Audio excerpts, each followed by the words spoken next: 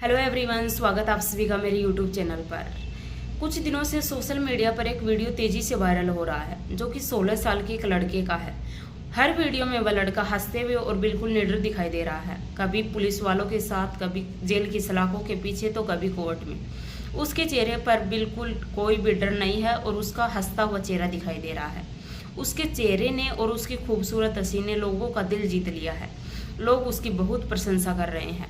वो इतना फेमस हो चुका है कि उसके नाम से कई इंस्टाग्राम पर फेक आइडिया भी बन चुकी हैं, क्योंकि लोगों का मानना है कि जिसने उसकी बहन के साथ छेड़छाड़ की थी उसकी जान ले ली है।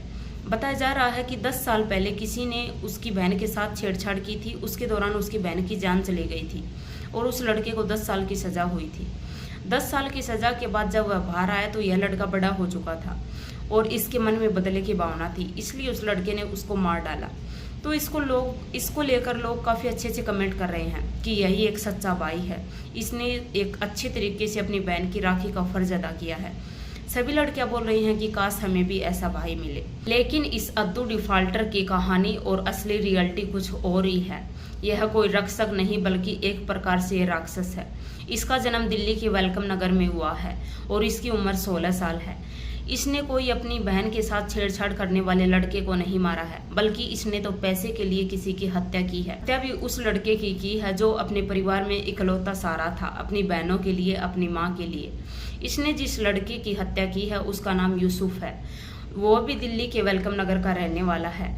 उसके सर पर बाप का साया भी नहीं था और उसी लड़के की इस लड़के ने सिर्फ 300 रुपये के लिए हत्या कर दी, चाकू से मार कर। 21 नवंबर 2023 को यूसुफ की हत्या की थी। यूसुफ की मां ने बताया कि मैंने मेरे बेटे को 300 रुपये देकर बाजार में भेजा था आटा और दूध लाने के लिए, लेकिन मेरा बेटा सुबह तक घर नहीं आया। मेरे पास पुलिस का फोन आया। पहले तो आप उस लड़के की माँ की बातें सुन लीजिए। माँ ने दिया 300 रुपये कि जो आटा और दूध ला के बहन को दे दे, मैं काम पे से आन के फिर खाना वाना सौदा लेती आऊँगी। और सौदा लेने काम नौकरी करके आई 6 बजे मेरे पास। आने के बाद उन्होंने कहा बाजी यूसुफ आया था क्या? नहीं। मैंने कहा नहीं यूसुफ हमारे घर नहीं आया। कहने लग गए ठीक है को आए तो उससे क्या ना सामान लेके घर चले जा, आटा और दूध लेके घर चले जा। 300 रुपये मैंने उसको दे दिए हैं। उसके बाद वो बच्चा घर पे नहीं पहुंचा। फिर सुबह 9:30 बजे थाने से फ़ोन आता है कि तुम्हारे बच्चे के वो लग गई है छुरी और उसको आन के देख लो। तो उसने ये कह दिया कि नहीं छुरी कैसे लग जाएगी मेरे बच्चे के। बोले तुम्हारा बच्चा रात को कहाँ था? तो बोले मेरा बच्चा कल 6 बजे का गायब है, अभी तक वो घर के ऊपर नहीं आया। उसने कहा ठीक है। उसने फिर है ना बोले, फिर मैंने बात करी, वो एकदम रोने पीटने लग के बेहोश हो गई। फिर मैंने बात करी पुलिस से। मैंने क्या सर क्या बात है? बोले ऐसी बात है कि अपने घर से मर्दों को भेज दो शनाख्त के लिए।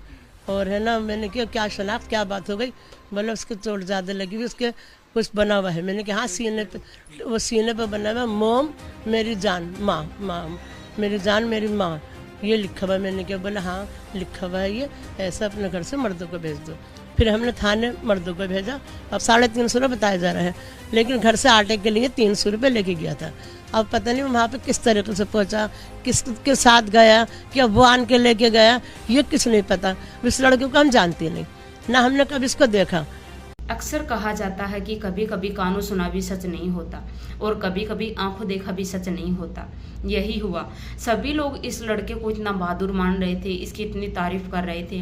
इंस्टाग्राम पर कुछ लोग तो इसको भगवान मान बैठे थे। लड़कियां भी कह रही थी हमको भी ऐसा ही भाई चाहिए, लेकिन यह तो कुछ और ही निकला। वैसे तो इसके हाव भाव देखकर ही लग रहा था कि इसने शायद कोई अच्छा काम नहीं किया, लेकिन बाद में पता भी चल गया यह लड़का कोई अच्छा रक्षक नहीं बल्कि यह तो चोर, लुटेरा, सनकी और पागल लड़का निकला।